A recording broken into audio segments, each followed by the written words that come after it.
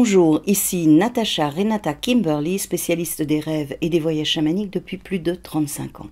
Cette vidéo, qui fait partie de la catégorie des plantes de pouvoir, est consacrée aujourd'hui à un arbre majestueux du genre Castanea, que vous connaissez sans aucun doute sous le nom de châtaignier commun, c'est-à-dire le Castanea sativa, bien connu pour son fruit comestible, la châtaigne.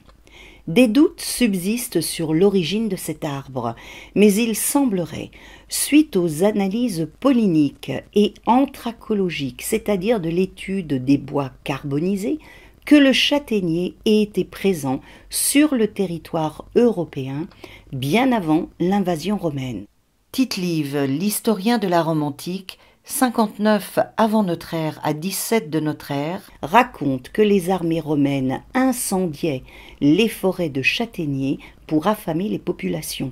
En tout cas, on retrouve la trace de l'existence de cet arbre à la fin de l'ère tertiaire, c'est-à-dire il y a environ 8 millions d'années.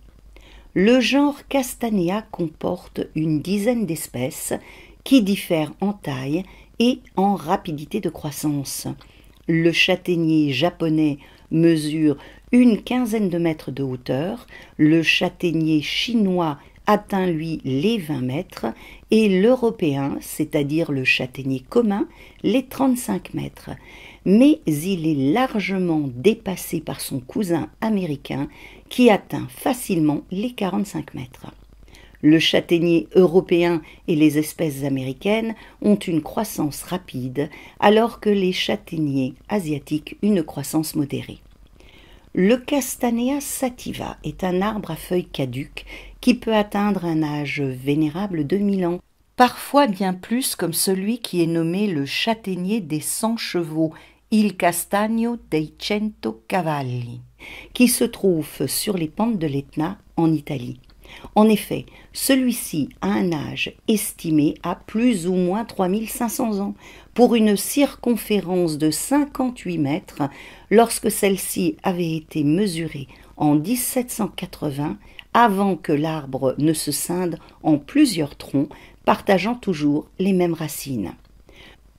Le châtaignier qui n'aime pas le calcaire s'épanouit dans et sur un sol acide, frais, humide et riche en matières organiques.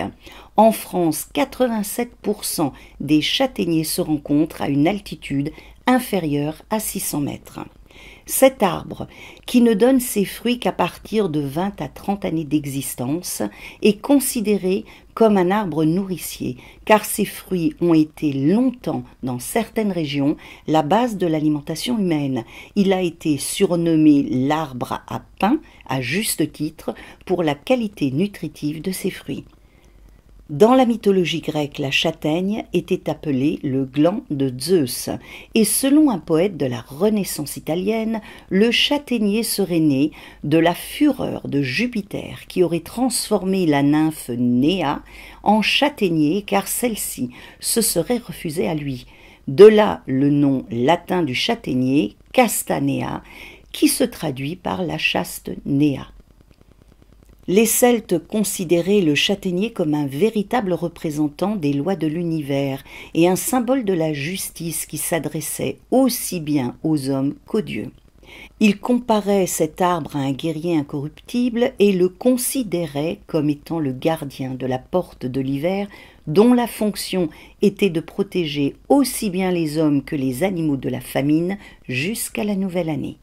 En astrologie celte, le châtaignier marque les périodes allant du 15 au 25 mai et du 12 novembre au 21 novembre. Et aujourd'hui, nous sommes le 21 novembre et nous nous trouvons pour cette année dans le dernier jour du châtaignier.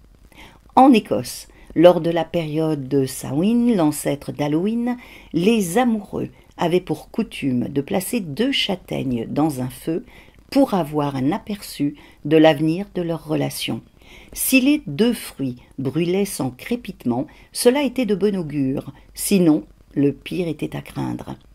Cette période du châtaignier qui va du 12 novembre au 21 novembre semble tout à fait appropriée en ce qui concerne cet arbre.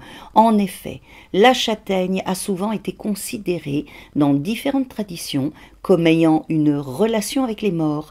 Elle est un fruit funéraire, un véritable intermédiaire entre le monde des vivants et celui des défunts.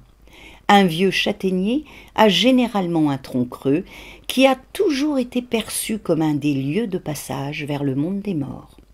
La châtaigne faisait partie du repas traditionnel de la Toussaint. Il était dit que chaque châtaigne, dont on devait enlever l'écorce pour la manger, correspondait à une âme prisonnière du purgatoire en attente d'être délivrée. Il était coutume d'offrir aux âmes errantes des châtaignes afin de les empêcher de nuire, et celles-ci étaient également placées près du mort lors de ses funérailles à l'église. En France, dans de nombreuses régions, on avait l'habitude de déposer dans le cercueil des châtaignes, ce qui se fait encore fréquemment de nos jours. En Corse, les adultes accrochaient une guirlande de châtaignes au cou des enfants et des adolescents en signe de protection. Pour résumer, la châtaigne est donc un symbole de générosité, de prévoyance, de vigueur, de pérennité, d'équilibre, de vérité et de justice.